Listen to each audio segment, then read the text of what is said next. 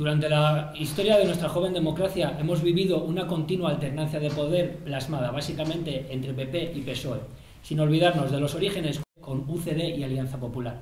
En el año 2008 estalla en España una crisis económica que pone patas arriba toda la confianza que la clase obrera tenía depositada en el sistema. Esta desconfianza seguía sin asociarse con la clase política, o por lo menos no se veía reflejada en las urnas.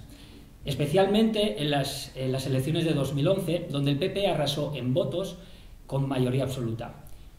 Por aquel entonces el movimiento 15M inundaba las plazas de las principales ciudades de España, hasta que fueron expulsados a golpe de porra justo con la entrada del Partido Popular con mayoría absoluta. La PA, el 15M, los escraches fueron, entre otras, las armas empleadas por la ciudadanía para plantar cara a un sistema que hacía aguas. Con un panorama deprimente nos plantamos en 2015, año electoral. Todo apuntaba hacia un gran cambio. Desgaste político del PP, carencia de liderazgo del PSOE, irrupción con fuerza de partidos emergentes, unión de partidos de izquierdas, salida a la luz de gravísimos casos de corrupción ligadas a los grandes partidos. Pues bien, la noche del 20 de diciembre cayó como un jarro de agua fría a los activistas de este país. Estas últimas elecciones reflejaron, entre otras cosas, el siguiente panorama: que Podemos, Ciudadanos y Unidad Popular sufrieron las consecuencias de una ley electoral que solo beneficia a PP y PSOE, que el bipartidismo fue castigado duramente, pero que aún así obtuvo en diputados gran peso de la Cámara, que el PP cuenta con 7 millones de votantes fieles y que no fallan a su partido pase lo que pase, y esto lo convierten en un durísimo rival para el resto de formaciones, y que el PSOE atraviesa ahora mismo por el momento más delicado desde su aparición. En el programa de hoy vamos a intentar aclararos cómo está el panorama político después de estas últimas elecciones. Vamos a intentar equiparos con las herramientas necesarias para que vosotros saquéis las conclusiones. Bienvenidos al Naranjero.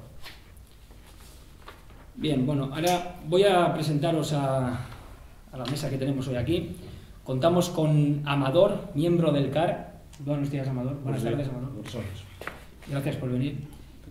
Con Quique, del equipo de producción de Cratología. Bienvenido, Quique. Gracias, buenas tardes. Jaime, miembro del Comité de Asturias del PCPE. Muchas gracias por venir, Jaime. Buenas tardes. Con Pili, de Unidad Popular. Gracias por venir, Pili. Gracias a nosotros. Y con Andrés Ron, de Podemos. Muchas gracias, Andrés. ¿Qué tal? Buenas tardes. Bueno, os voy a lanzar una primera pregunta que va a ser de posicionamiento. Tenéis un minuto aproximadamente, ¿vale? Vamos a empezar por Jaime, por ejemplo. ¿Qué os parece más relevante del resultado electoral? Bien, pues desde el PCP lo que vemos es que debemos analizar el proceso electoral viendo no tanto qué partidos salen más o menos debilitados, más o menos reforzados, sino qué clase social consigue mantener su sistema de dominación, en este caso la oligarquía. Nosotros decimos que ninguna de las fuerzas políticas parlamentarias que participaron en las elecciones, que obtuvieron representación parlamentaria, cuestiona de fondo el sistema de dominación, cuestiona el capitalismo, cuestiona por tanto el bloque histórico de poder, cuestiona el poder de la oligarquía, de esas en torno a 1000 familias en España que controlan el 80% del Producto Interior Bruto, y por tanto esto no supone un cambio para la clase obrera y los sectores populares, sino que mediante una fuerte campaña muy orquestada desde los medios de comunicación del sistema antes, durante y después de la campaña, se genera una ilusión con la presencia de los llamados partidos emergentes, se generan unas falsas ilusiones con unos partidos emergentes que a nuestro juicio no son sino versiones actualizadas, por un lado Podemos de la vieja socialdemocracia del PSOE y por otro lado Ciudadanos del viejo liberalismo. Por favor. Sí. Entonces el principal objetivo con estas elecciones para la oligarquía es anular la capacidad de lucha, las posiciones revolucionarias dentro de la clase obrera y un cambio de careta, una modernización para desactivar estas posiciones. Pili. Sí, bueno, yo creo que nosotros, la verdad, lo más relevante del resultado electoral, aparte de que va a cambiar muy poquito y al final la situación del pueblo va a ser la misma, pero sí parece que hay un hilo de esperanza en que hay fuerza suficiente en el Parlamento como para cambiar leyes de las que nos están machacando, ¿no? Un ejemplo es la ley Mordaza. Hay partidos que se comprometieron en campaña electoral a derogar ese tipo de leyes y entonces ahora yo creo que es hora de exigir que eso se cumpla, ¿no? En ese sentido sí avanzamos un poco. Lo que pasa es que es muy poco lo que avanzamos y somos un poco culpables, ¿no? Porque si bien durante las anteriores elecciones, que habían sido hace muy poquito, deberíamos haber aprendido la lección de que la suma multiplica, no lo hicimos y nos vemos como nos vemos, ¿no? Entonces yo creo que ahora tenemos por delante, porque yo estoy convencida de que va a haber gobierno, yo creo que ahora el bipartito se convierte en tripartito, ¿no? Añaden a Ciudadanos, pero que al final lo que tienen que guardar es a quien realmente gobierna, que son los mercados, los lobbies, porque soberanía cada vez tenemos menos, y que tenemos que ser capaces de aquí a las siguientes elecciones de rearmarnos, y no solo en las instituciones, sino sobre todo en la calle, conseguir realmente unidad popular, respetarnos todos la identidad, aprender a convivir para cambiar esto, porque no hay otra forma. Andrés. Bien, yo pienso que el cambio ya es una cuestión irreversible, el cambio político, y en estos últimos ciclos electorales vino a plasmarse lo que ya se sentía en las calles, ¿no? Tanto en los parlamentos autonómicos como en el parlamento estatal y sobre todo en aquellas ciudades que ya están siendo gobernadas por agrupaciones electorales que salieron directamente de movimientos populares. Se constata que el bipartidismo, los que representan los grandes intereses económicos, retroceden y de hecho no renueven el su electorado, ¿no? Con lo cual esto conduce vegetativamente pues, a apagarse, a extinguirse. Como digo, la sociedad está sintonizando afortunadamente con las propuestas de progreso que salieron de los movimientos sociales. Y por otra parte, pues bueno, desde Podemos el nuestro análisis con esos críticas y con las autocríticas, pero que en gran medida se constata la efectividad de un método de comunicación política que permitió pues una auténtica marea electoral que trasladara a las fuerzas populares a los parlamentos. Pues bien, un movimiento sólido además que pudo aguantar a toda la artillería del régimen, con lo cual pues bueno, estamos bastante satisfechos. Amador. Yo creo que lo que se planteó, podemos sacar la conclusión de una sensación algo agridulce, porque lo que se estaba jugando, digamos que fue un primer bombazo, pero no surtió el efecto de transformación necesaria, y los partidos hegemónicos, tanto el Partido Popular como el PP, no fueron totalmente derrumbados, siguen siendo los partidos mayoritarios, y los partidos que se presentaban como sustitutos en el ámbito de la lucha por el poder, estamos hablando solamente en el plano político, no llegaron a tener un éxito suficiente como para transformar políticamente el país. Entonces se conforma una correlación de fuerzas que es una suma de correlación de debilidades por todos los partidos, por todos, absolutamente por todos. Hay debilidades en el PP, en el PSOE, en Ciudadanos y en Izquierda Unida.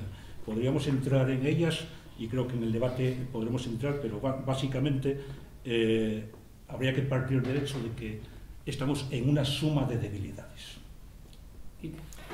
Bueno, todo proceso democrático y la democracia en general se basa en una contradicción irresoluble, porque es una contradicción lógica, que es la que opone a las dos partes de la palabra democracia, a ese demos, el pueblo, y a ese kratos, poder, que son antagónicos y que son incasables.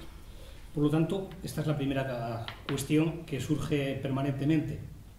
No hay manera de que el pueblo ejerza el poder, porque sencillamente el pueblo es aquello sobre lo que se ejerce el poder. Entonces este es un primer engaño constitutivo de cualquier estructura de poder, obviamente. En el caso que nos ocupa, el régimen se ha visto relativamente fortalecido al haber recuperado por parte de algunos sectores que participan en el juego electoral y la legitimación que estaba siendo puesta en cuestión, bueno, parece que gana unos ciertos enteros utilizando estos términos de la bolsa. Por lo tanto, contribuye un poco a esa ilusión. Aunque hay que señalar, y con esto termino, que evidentemente la seducción no ha sido tan grande y de lo que no se suele hablar casi nunca es de que más de 9 millones de personas no han participado en esto, no han sido capaces nadie de seducirle suficientemente. Siempre se les olvida, el PP sobre todo suele decir somos los que ganamos, somos los preferidos del electorado y de la gente, pero no es cierto, hay alguien por encima que tiene más gente. Muy bien, ¿alguien quiere replicar alguna intervención del compañero? Bueno, claro, es que con mi amigo Quique tendremos siempre la eterna discusión sobre el sentido de la democracia. Él parte, por supuesto, de una concepción, yo diría, fundamentalista de la interpretación de la democracia, y la democracia, si no la entendemos como un proceso en construcción y no entendemos cómo precisamente es una constante lucha, una constante confrontación entre distintas oligarquías, porque el funcionamiento democrático no es un funcionamiento de mayorías. Hubo un debate hace un siglo sobre la cuestión de las oligarquías y fue un debate interesantísimo, pero partía por supuesto de presupuestos conservadores, tanto Mosca como Mitchell, por ejemplo. Gramsci posteriormente entra en ese debate y contrapone el concepto de élites. Y son las élites las que en política conquistan la hegemonía, legitiman el poder y hacen posible precisamente la transformación política. Y si seguimos considerando, tanto en términos meramente terminológicos de democracia como poder del pueblo, yo entiendo aquí que la crítica ideológica que hace al concepto de democracia, por supuesto que en ese punto estoy de acuerdo con él. No, termino ya. La democracia, como el concepto de libertad y como el concepto de derechos humanos, tiene un componente ideológico que fue utilizado en tiempos de la Guerra Fría clarísimamente. Pero también la acción, es decir, lo importante, como decía aquel, lo importante empieza por la acción y la construcción de la democracia es también un intento por parte, de un pueblo consciente que conforme una unidad nacional popular para conformar y para desarrollar los procesos democráticos. Bien. Varias cuestiones sobre si Podemos no está poniendo en cuestión a esas 10.000 familias que dominen el Estado. Pues bien, la FADE en Asturias ya se retuerce por la presencia de Podemos o los grandes sindicatos. En Asturias los Masabeu o los directivos de sus empresas están pasando por los xulgados gracias a procesos judiciales impulsados por Podemos. Partidos sustitutos, bien, se está sustituyendo a partidos que están financiados directamente por el régimen por partidos que están financiados por la gente, con lo cual defienden los intereses de la gente. ¿Que el éxito ya es insuficiente? Pues bien, alcanzar 5.200.000 votos a tan solo 200.000 votos del PSOE a punto de su pasoquización o a 10.000 votos en Asturias, me parece que ya es un éxito relevante. Y por último, decir que el pueblo no ejerce el poder y caer en el nihilismo político. De hecho, cosas que podemos desarrollar ahora que tenemos la oportunidad en la ciudad de Uvieu mismamente, que ya está en manos de la gente, y desarrollar, por ejemplo, unos presupuestos participativos, donde tú y tú podéis decidir directamente en qué se gasta lo que lleve todos. Y eso ya es la soberanía, en qué se gasta lo común, qué hacemos con lo que lleve todos, con lo que lleve común. Con esto respondí a varios cuestionamientos de... Jaime. Sí, a ver, yo creo que para hablar bien del tema electoral hay que ver de dónde partimos, ¿no? Dónde partimos políticamente, que llega una brutal crisis sistémica del capitalismo que por otro lado afecta a la superestructura, a todo el sistema de partidos que se pone en cuestión, a la monarquía, a la unidad territorial, a todo el tema de la corrupción. Esa crisis en la cúspide cómo se articula la respuesta digamos, del sistema a esa crisis en la cúspide? Pues ya con esos recambios. Y con esos recambios, financialos o no la siente. Eso no tiene nada que ver. Una organización puede servir a unos intereses, financiala quien la financie. No hace falta que la financie Botín ni ningún banquero humilde como alguna gente de Podemos yo oí decir, que había banqueros humildes. Yo quería saber ahora. Sí. Entonces yo creo que lo que pone esto en marcha, lo que debemos de fijarnos bien hacia dónde va estos resultados electorales, y hacia la operación que se está poniendo en marcha de segunda transición, que ya, pues, igual que la primera, en el que hay un papel que juega el PC secuestrado por una camarilla eurocomunista y que ahora juegan otros partidos, de traicionar y de, digamos, pintar de colorines y hacer pensar a la gente en cuentos de hadas y de participación popular en una democracia que, como bien decían los compañeros, y yo apunto más allá, la democracia tiene un carácter de clase. O ya una democracia burguesa, como ya en este caso, que se expresa en forma de dictadura del capital, o ya una democracia obrera, en la que la clase obrera está en el poder. ¿Qué futuro creéis que nos depara nuestra presencia en la Unión Europea? Pili, por ejemplo. Pues es que ahora en febrero nos viene otro adelanto y otro pisar posiciones con el tema del TTIP, y ese es realmente nuestro futuro en la Unión Europea y en todas partes, una pérdida total de ya lo poquito que nos quedaba de soberanía, ¿no? Entonces el TTIP nos va a afectar a todo. O sea, nos va a afectar a lo público, nos va a afectar a la alimentación. Llevamos años luchando por las etiquetas, ¿no? Y ahora viene Estados Unidos y las multinacionales con su tabla rasa a hacer rasero por donde ellos tienen esos temas y ellos esos temas no los tienen, ¿no? Con lo cual vamos a perder seguridad alimentaria, en sanidad, en educación, en todo, en pensiones. Y para mí eso es lo que viene ahora de Europa, o sea, Europa en manos de multinacionales, de banca y pérdida total de soberanía, con todo lo que eso supone. Bueno, la soberanía no se pierde ni se gana, la soberanía se ejerce o no se ejerce. La cuestión de la soberanía es que cuando alguien no la ejerce, cuando un poder no ejerce la soberanía, hay otro poder que sustituye a ese poder que deja de ejercer la soberanía para suplantarlo. La cuestión de la Unión Europea y precisamente la cuestión del TTIP es interesantísima porque eso indica también, digamos, el nivel de concepción, diría, buenista o angelical que hay en gran ámbito de la llamada clase política española. Fue el TTIP que en las elecciones de la Unión Europea no se trató en ningún debate importante, fue el TTIP que en ningún debate importante de las últimas elecciones generales fue absolutamente tratado, y voy más allá. Lo que estamos viviendo ahora es el secuestro por parte de unas élites de auténticos mafiosos. Y hay que recordar que no hace muchos años Lucky Luciano fue considerado en la revista Times uno de los grandes innovadores económicos en Estados Unidos por haber desarrollado el ámbito de la mafia en su momento y haber hecho una gran contribución como gran empresario. En el ámbito de la Unión Europea, lo que estamos viendo es precisamente que los dirigentes políticos nacionales de la periferia, entre ellos España, Italia, etcétera, no cumplen con su obligación, son tiranos de su pueblo y lacayos de sus amos, y están precisamente sometiendo y secuestrando a su pueblo, cediendo soberanía, no ejerciendo la soberanía de la que son propietarios, o sea, que son representantes, y dejando que el capital internacional, financiero y transnacional, eso que se llama mercados, campe por sus anchas. Andrés, sobre esto del Tratado de Libre Comercio, ¿qué posicionamiento tienes?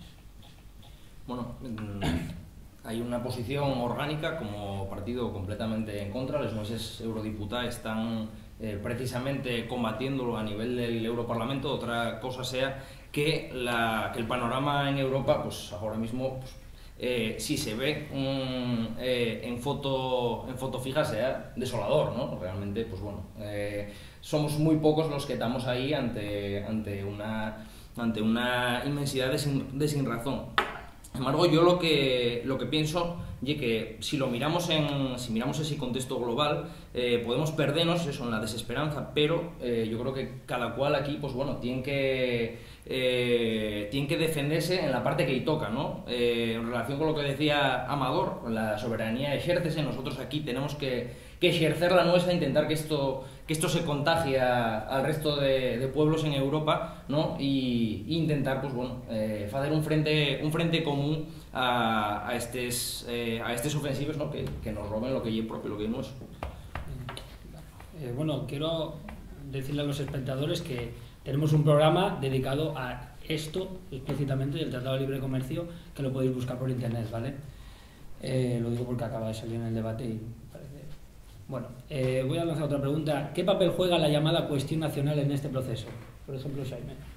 Bueno, yo creo que la cuestión nacional, pues, ya digamos, por un lado, el espantajo que agitan muchas fuerzas políticas para ejercer su accionar político, y por otro lado, pues, hay una cuestión también de sentimiento, de pertenencia o no a un Estado, o de pertenencia o no a una nación propia, ¿no? En este caso, lo que está más de actualidad y el tema de Cataluña, nosotros pensamos que el derecho de autodeterminación de los pueblos y algo que se tiene que ejercer, que los pueblos deben ejercer, pero no creemos que este proceso que se está llevando a cabo sea un derecho... No, perdón un momento. ¿Puedes especificar qué entiendes tú por derecho de autodeterminación, por favor? Sí, debo explicarlo ahora. Nosotros pensamos que esto no lleva un proceso de autodeterminación de los pueblos, o sea, del pueblo catalán en este caso, porque quien pilota ese proceso es la oligarquía catalana, y quien va, o sea, lo que pretende es reconfigurar su terreno y, digamos, reducir el marco de opresión a Cataluña. Eso no creemos que beneficie a la clase obrera y al pueblo catalán. Otra cosa, nosotros sí pensamos que ese derecho de autodeterminación se podría ejercer cuando la clase obrera tome el poder realmente. En el socialismo sí se podría ejercer ese derecho de autodeterminación. Entonces no ahora, evidentemente. Pues es interesantísimo el tema del derecho a autodeterminación y a veces la confusión que hay sobre esa cuestión. En 1919, Wilson, presidente norteamericano, uno de los presidentes más racistas de la historia de Estados Unidos, asiste a la cumbre de París y entre los 14 puntos viene presentando el derecho a la autodeterminación de los pueblos. En esa reunión, un joven estudiante vietnamita se presenta y quiere entrevistarse con Wilson para conseguir el derecho a la autodeterminación de Vietnam. Wilson le da con la puerta en las narices porque él entiende que el derecho a la autodeterminación para Vietnam no sirve. Igual que no le servía para Irlanda cuando se lo reclamaron los irlandeses. Ese joven estudiante vietnamita fue y ingresó luego en la Tercera Internacional. Se hizo famoso unos cuantos años después, se llamaba Ho Chi Minh. Y hay otra cuestión importante. Cuando se plantea el derecho de autodeterminación, a veces desde concepciones, partidos que se consideran leninistas interpretan que ese derecho parte de Lenin.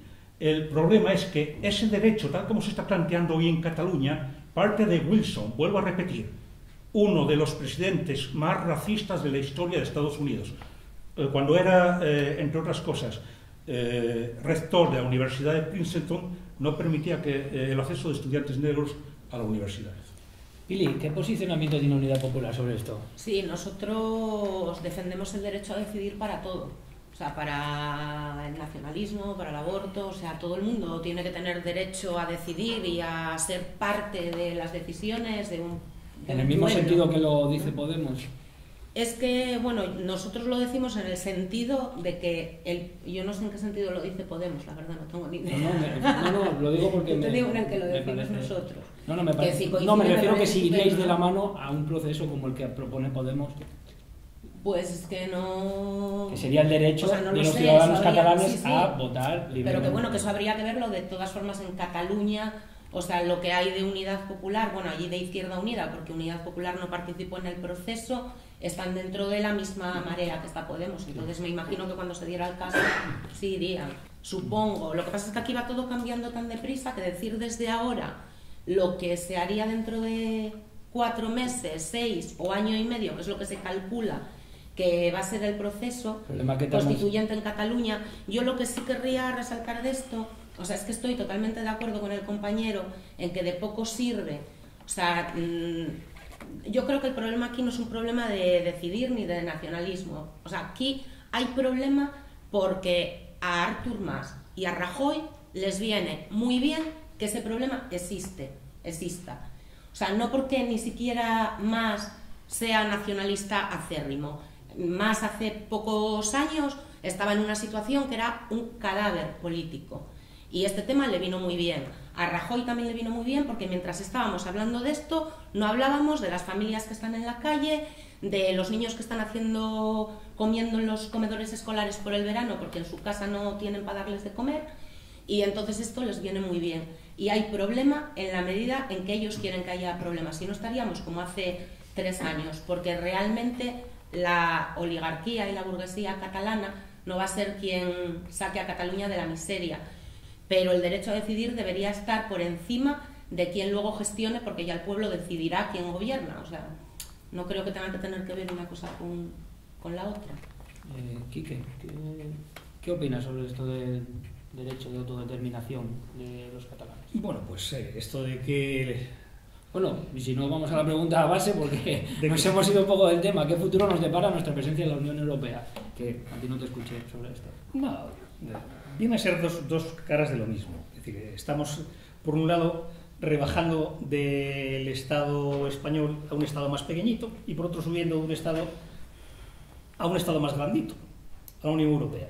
Seguimos enredados con el Estado, asunto que desde luego pues, al pueblo realmente le trae indiferente. Porque, lo mismo que he empezado diciendo, no hay manera de que el pueblo esté en el gobierno. Sencillamente no hay posibilidad lógica y eso lo podemos vestir, lo podemos pintar de rojo, de verde, de amarillo, de colorado, que no hay manera de casarlo, porque ahí no hay posibilidad lógica.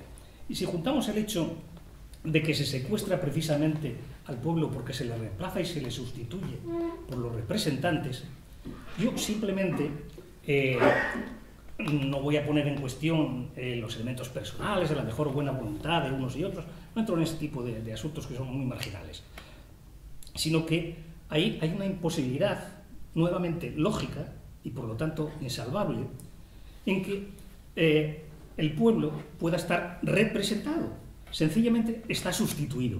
Y esa es una trampa criminal realmente, porque simplemente piense cualquiera, y probablemente a mis contertulios mismos les sugiero, decir, si en la unidad mínima de convivencia, que suele ser la pareja, así en nuestros más o menos ámbitos espaciales, a alguno se le ocurriera decir a la contraparte, oye, mira, esta noche no voy a pasar por casa, pero te voy a mandar un representante o una representante, y mira, ya os arregláis. Ya veis que, en fin, lo que pasaría, y cualquiera de los espectadores que están ahí viéndonos, pues que simplemente lo reflexiona y lo plantea así. Pues entonces, por lo tanto, con las cosas que nos importan, no hay manera de que nos represente nadie.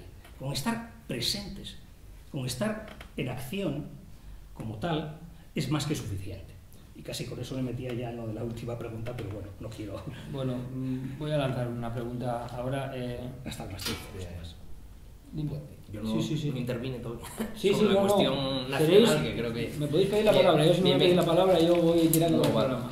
No, sobre todo, o sea, destacar que yo, bueno, salvo la intervención yo considero casi nihilista de Quique, ¿no? Que renuncia a la política. No, perdona, no, renuncia a una política. Bueno, renuncia a la política del régimen. Que me da. No digas que renuncia a la política, estoy haciendo política aquí igual que los demás. Subjetividad, chico. Ya, pero decir, no puedes afirmar eso. Bien, pero ahora voy a intervenir. Pero tal cual. Creo que el resto de intervenciones, yo creo que apunten a lo mismo, ¿no? O sea, dámonos cuenta de que en Cataluña realmente no hay un solo proceso, hay dos, ¿no? Hay una tendencia popular o de progreso que, bueno, yo creo que con sinceridad toma la elección, ¿no? de renunciar a un Estado del cual no se sienten parte, con toda su legitimidad, y otra tramposa, que no representa otra cosa que los grandes intereses económicos, ¿no? Al fin y al cabo, pues creo que los tres que me precedieron señalaron esta parte, ¿no? Y que por tanto, pues un proceso que afronta unos riesgos considerables. Creo que este anhelo independentista y es síntoma de una ausencia de alternativas de coexistencia, ¿no? Un Estado común en el que todos, a pesar de las nuestras diferencias culturales y políticas, pues nos podamos sentir parte, ¿no? Del que podamos formar parte de forma solidaria y de forma generosa, ¿no? Que yo creo que sería pues lo que deberíamos de buscar desde otros territorios, ¿no? Buscar esa complicidad y esa alianza entre todos los pueblos que componen el nuestro Estado, pero por supuesto defendiendo el derecho a escoger, el derecho a la autodeterminación. Si en Cataluña quieren decidir ahora, pues yo creo que nadie tiene derecho a decirles que no decidan, pero vamos a intentar. Yo tengo derecho a decirles que no decidan ellos. Yo tengo derecho a decirles. Yo creo que no. Bueno, yo creo que no. Será lo que tú crees. Pero yo tengo derecho a decirles que no decidan ellos. Bueno, en ese caso confrontaremos las nuestras alternativas políticas y dependiendo de la correlación de fuerzas, pues la correlación de fuerzas dependiendo de que la correlación de fuerzas vaya en la dirección de permitir o de negar, pues tendrán que escoger así. A ver, cuando hablaba antes de que todos los partidos tienen unos puntos débiles, estaba pensando precisamente en el punto débil de Podemos, y es precisamente este. Y eso responde al gran error histórico de la izquierda, que viene ya del siglo pasado, o sea, del siglo XIX, que no asumieron un debate serio sobre la cuestión nacional. Lo triste que hay en este país es que no haya una izquierda jacobina, claro, es que en España no hubo una revolución francesa. Como no hay una izquierda jacobina, y resulta que la hegemonía ideológica a lo largo del siglo XIX lo va conquistando el posicionamiento reaccionario por una parte, el carlismo en el País Vasco, el carlismo también en Cataluña, y la burguesía emergente catalana, la izquierda, no sé por qué, precisamente por no hacer debates serios, por no asumir precisamente una discusión seria sobre esta cuestión, fue detrás del carro del nacionalismo. Y, a ver, la soberanía no está en los territorios, la soberanía está en el pueblo español, según la Constitución, en términos meramente jurídico-políticos. Como la soberanía está en el pueblo español, yo tengo tanto derecho a decidir sobre el futuro de Cataluña o el futuro de Murcia como cualquier murciano o como cualquier catalán. Y un catalán tiene tanto derecho por motivos... España hay un arbitrio. España hay un arbitrio monárquico, además. Bueno, si quieres hablamos de la monarquía, pero es que no desvíes el tema. No desvíes el tema. España hay un arbitrio monárquico. Bueno, vamos a ver, estamos hablando del derecho a decir, hablamos de la monarquía, porque si quieres cambiamos las barajas y echamos otra partida. Las fronteras de España. Si quieres cambiamos la baraja y echamos otra partida. No. ¿Estamos hablando de esto? Si estamos hablando del derecho a decidir, centrémonos en esto y luego hablamos de la república o de la monarquía, si te parece. No va a ser el tema de la república. Bien, pero a ver, no hagamos trampa en el juego. No hagamos trampa en el juego. Pues a mí trampa me parece decir que tenemos derecho todos porque no No. pone la Constitución, que pone muchas cosas con las que no estamos de acuerdo, compañero. Pero que no es que lo ponga la Constitución, no es que lo ponga la Constitución, es que el sujeto de la soberanía no es un territorio, ni en España, ni en Francia, ni en Inglaterra. El sujeto de la soberanía es el pueblo. Desde que cayó la monarquía, precisamente en la Revolución Francesa, y las coronas fueron guillotinadas, el sujeto soberano es el pueblo que toma el poder. Amador, Jaime. Yo creo que tú, compañero, hables desde el punto de vista, además aludes a la Revolución Francesa, desde el punto de vista de algo que se conforma como un Estado-nación.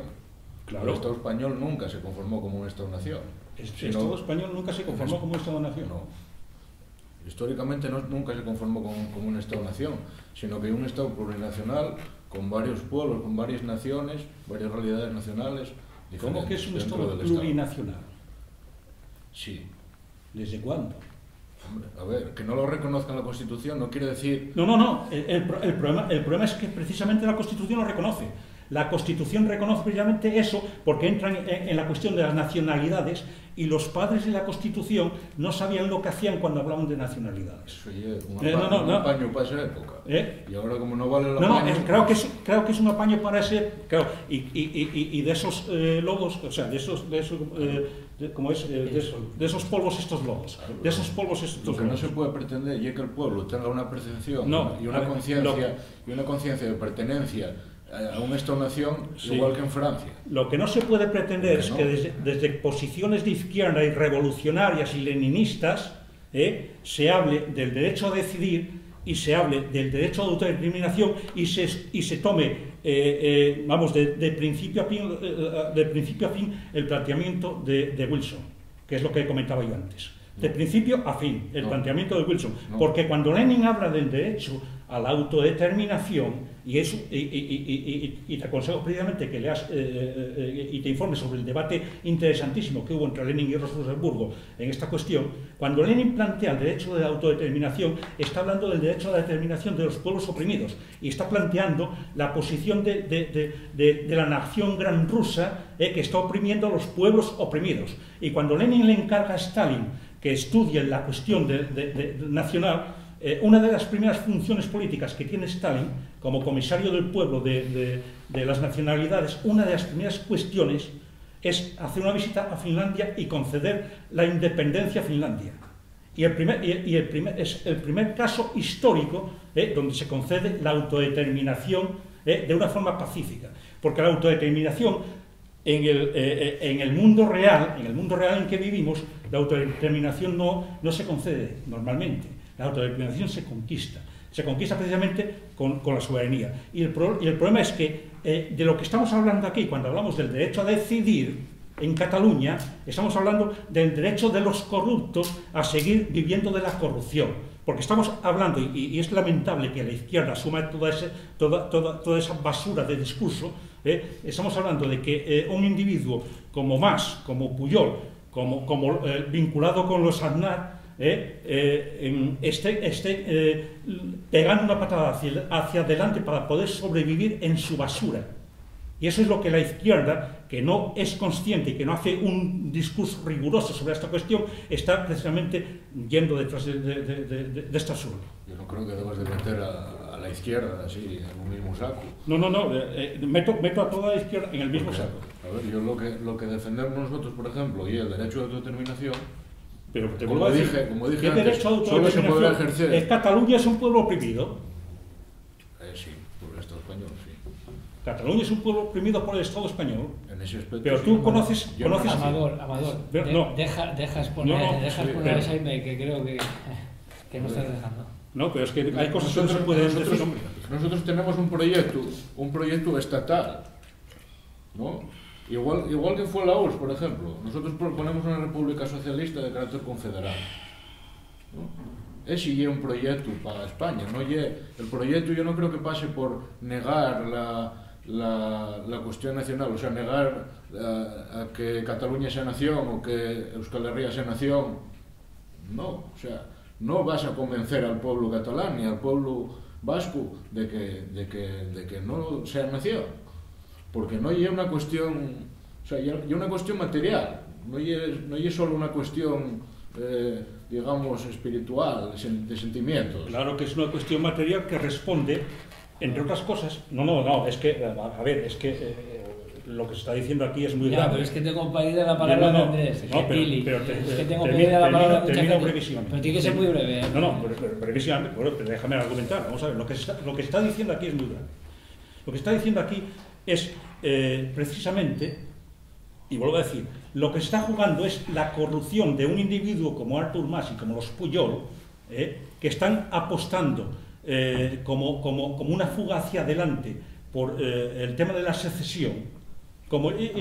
Es que nos quedó, bueno, yo creo que lo has reflejado eso ya. No es que te quiera cortar a ti el argumento, es que tenemos otros pendientes. Bien.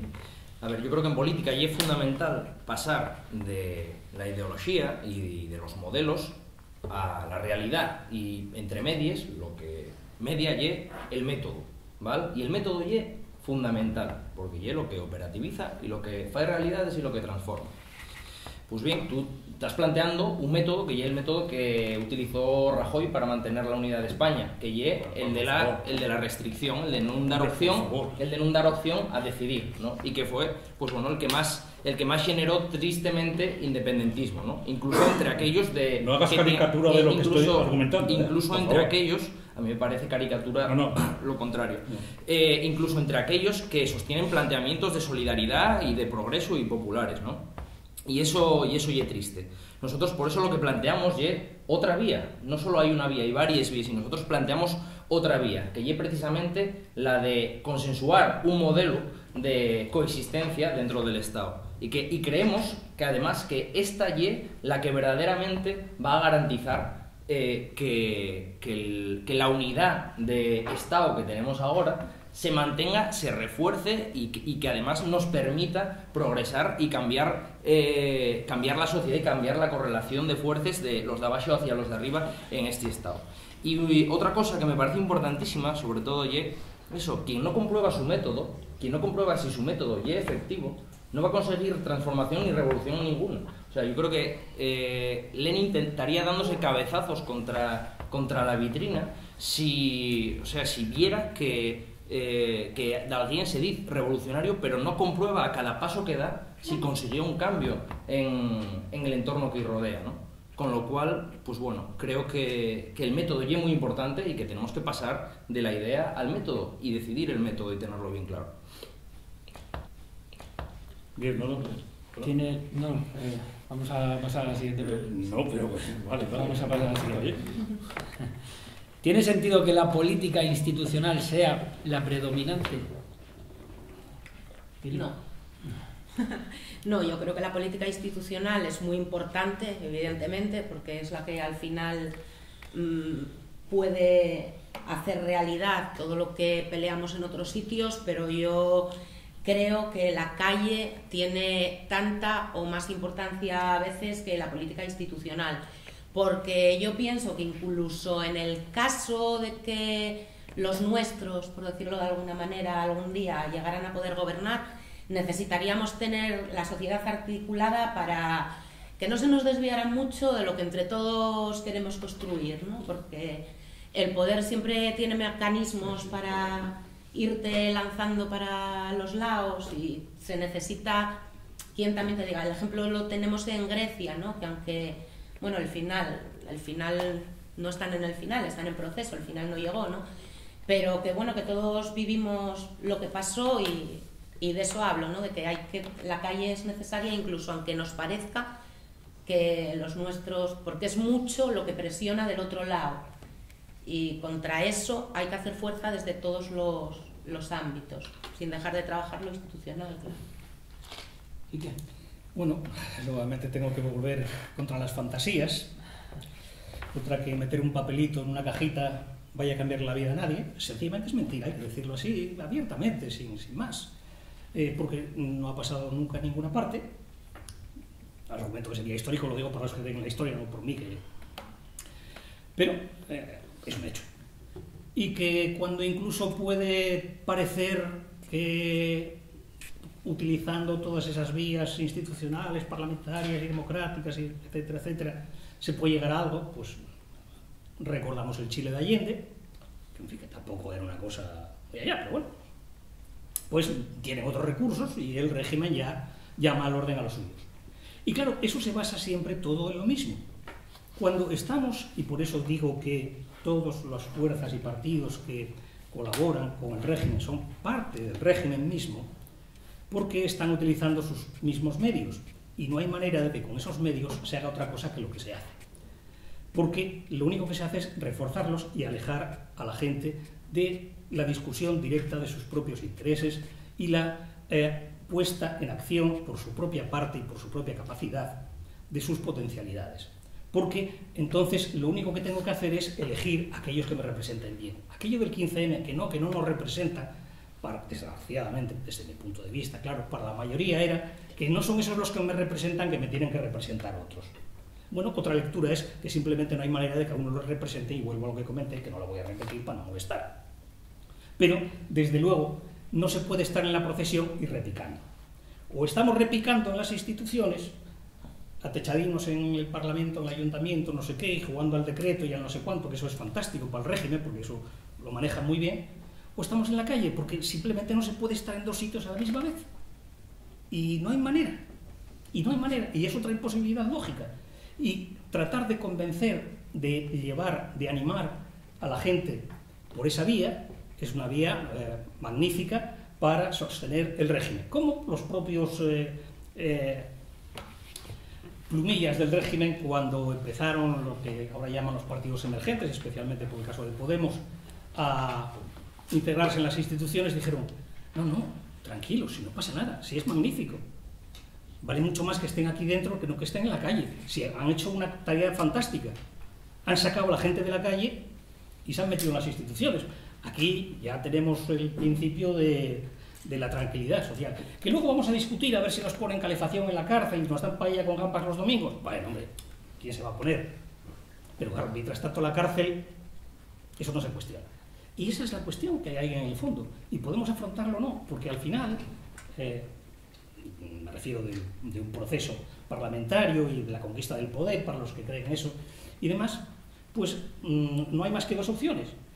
O entras por el lado y te integras decididamente, que es a lo que lleva casi siempre, o en el caso de que las cosas se pongan feas, pues bueno, a algunos les va a costar la cabeza y detrás no va a haber nada que defienda y potencie las cosas, porque como hemos hecho el esfuerzo simplemente de orientar a que confía en mí, que ahora ya tengo aquí unos muy combativos y muy majos y no esta pandilla que no van a robar.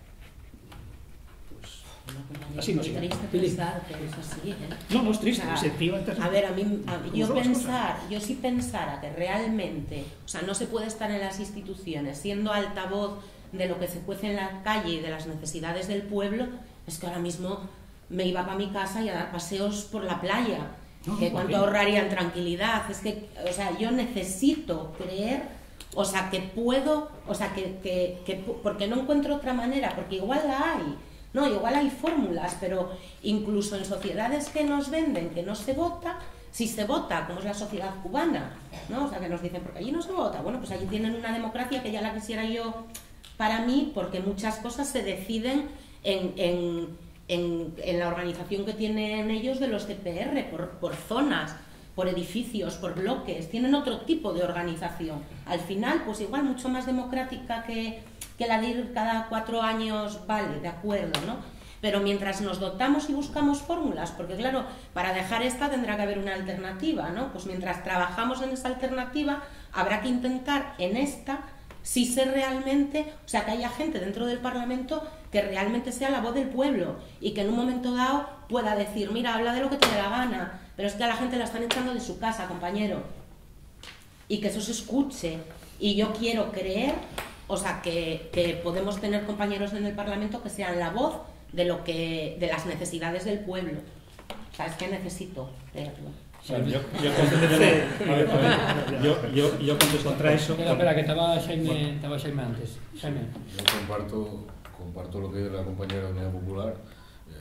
Mientras tanto, o sea, mientras eso no se subordine, o sea, mientras la política institucional no se subordine a la política en la calle, en los centros de trabajo, en los centros de estudio, en las organizaciones sociales. Eso bien. Si se subordina toda la política institucional a todo lo demás, entonces no. O sea, sí necesitamos, digamos, voceros de la clase obrera, voceros del pueblo dentro de las instituciones, pero no para reformar esas instituciones, no para embellecerlas, sino para destruirlas. Si no, estamos haciendo un pan con unas hostias. O sea, y así de claro. Entonces, hay que hablar de conquistar el poder. O sea, hay que diferenciar conquistar el poder o conquistar el gobierno. Syriza conquistó el gobierno en Grecia. Y recuerdo que desde aquí, Izquierda Unida y Podemos se reñían entre los dos para abrazar a Syriza y a Tsipras. Mientras algunos decíamos, eso va a acabar mal, va a haber traición, y nos tachaban de sectarios. Ahora podemos ver la realidad, y es que no se conquistó el poder, las instituciones siguen intactas, la oligarquía sigue en el poder, y la oligarquía no va a dejar que un partido gobierne en interés de la mayoría trabajadora, y eso ya así, y más en las condiciones del capitalismo hoy, que cada vez avancen hacia más reacción, hacia más guerra y hacia cada vez más miseria. Amador. Es que aquí yo creo que se está planteando tanto cuestión de Estado como cuestión política como cuestión de poder. Claro, esto sería para no un debate de otra hora, sino un debate de 10 o 12 horas. Pero sintetizando, a ver, cuando se cuestiona el Estado, Quique, ¿estás de acuerdo? Tiene que ser breve, Amador. No, una pregunta y contéstame sí o no, por favor. ¿Estás de acuerdo conmigo en que los Estados no van a desaparecer, o por lo menos no están en vista que nosotros lo veamos desaparecer? No. Bien, vale. Entonces, en base a eso, tenemos que contar con que el ámbito donde se desarrolla la actividad política es el ámbito de los Estados-nación, básicamente. Hablamos antes de la dejadez de ejercer la soberanía y tal, pero bueno, vía Unión Europea, vía unidades más periféricas.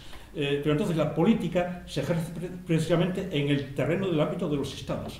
Y el poder fluye precisamente en dos direcciones, tanto ascendente como descendente, vía digamos, gobiernos hacia los pueblos como pueblos hacia los gobiernos. Evidentemente no tiene sentido hacer política meramente institucional.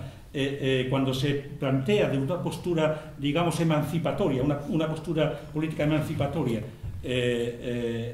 una construcción alternativa, tiene que ser precisamente en base a que se conforme una unidad nacional popular, y eso es deber precisamente tanto de las élites dirigentes de los partidos emancipatorios como de los pueblos que tienen que tomar conciencia y ser vigilantes. Vale, Andrés. Bueno, yo coincido con los 4 compañeros no negacionistas de la organización política, ¿no? Creo que por supuesto hay que estar en las dos partes, que lo que no se puede hacer es no estar en ninguna parte, porque cuando tú te retires, renuncies a la organización política, pues quienes avancen son los poderosos, ¿no? Y entonces quienes lo acusan, pues son el resto. Creo que debe haber un continuo entre la movilización social y la hegemonía institucional, que hay que conquistarla también, hay que conquistarla efectivamente, hay que conquistarla pronto, porque si no, acaben con nosotros. Con lo cual no se puede renunciar en ningún momento a la movilización social, sería como construir un castillo en el aire. Vale, vamos a ir terminando el programa, vamos a tener 1 minuto de conclusiones cada uno. 1 minuto, ¿vale? Vale. Aproximadamente.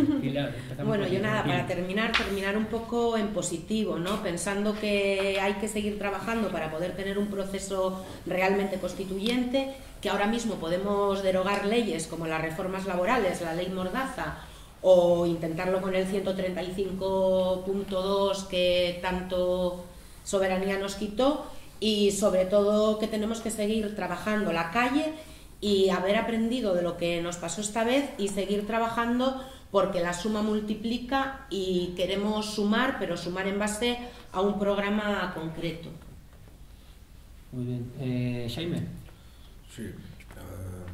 A ver, nosotros, bueno, como conclusión, pues lo que sacamos en claro es que hay que intensificar la lucha obrera. Se tienen que intensificar las luchas obreras, se tienen que articular mecanismos de unidad de esas luchas obreras, y en ningún caso esa fantasía de que el cambio entra en las instituciones puede acabar, digamos, con esas aspiraciones de la lucha obrera, ¿no? El reto que tenemos por delante, yo creo que ya es eso, articular no la unidad de la izquierda sino articular la unidad de clase, la unidad de la clase obrera por sus intereses, y articular, digamos, un poder obrero que vaya, digamos, arrinconando poco a poco a la oligarquía. Quique. Bueno, la fantasía de que haya un gobierno bueno, que en el fondo es lo que se está diciendo, pues no es más que eso, una fantasía, y cualquiera lo puede comprobar, y todo el mundo sabe en todas partes que el gobierno pues está para fastidiar a la gente, al pueblo, y no hay más, y es así de claro, de simple y de sencillo, y el que quiera puede autoengañarse y tratar de engañar a los demás y decirles: no te preocupes, que yo seré un buen gobernante, eligen a mí y seré un buen gobernante. Sencillamente es mentira. Andrés. Bueno, pues yo creo que después de los afoguinos y de los afogones de los últimos 4 años, pues presta volver la vista atrás y ver todo lo que recorrimos, ¿no? Realmente el progreso, la transformación de la nuestra sociedad, desde lo que planteamos en los movimientos sociales, se aceleró, se multiplicó y se hizo mucho más rápida, ¿no? Entonces yo creo que tenemos que seguir en esta dirección, tenemos que seguir construyendo y avanzando, y no dejar de prestar atención a los objetivos, ¿no? A que es lo que realmente queremos conseguir, pero no dejar nunca de lado tampoco el método y de comprobar, de verificar a cada paso que demos que realmente estamos materializando ese cambio, ¿no? Que realmente que hay más gente que se suma, más gente que quiere seguir construyendo, y esto es lo que nunca podemos dejar de pensar, ¿no? Tenemos que comprobar que efectivamente lo que hacemos en política es efectivo, que funciona y que cambiamos las cosas. Gobierno se gobierna contra alguien, no hay medidas políticas neutrales. La política se hace contra alguien. Por lo tanto, cuando se hace contra alguien, se hace a favor de alguien. También hay gobiernos que gobiernan a favor del pueblo, Quique. Y como no existe interés general, como no existe, te podría poner muchos, como no existe interés general, sino intereses de grupos, de clases, de sectores, cuando un político habla de interés general, una de dos: o miente o es un idiota. Y la idiotez en política es el mayor de los defectos. Bueno, gracias por ser breve. Bueno, se nos acabó el tiempo. Hasta aquí nuestro programa de hoy. Hoy vamos a acabar con una frase de Robespierre que decía: la miseria de los ciudadanos no es otra cosa que el crimen de los gobernantes. Salud y hasta el próximo programa.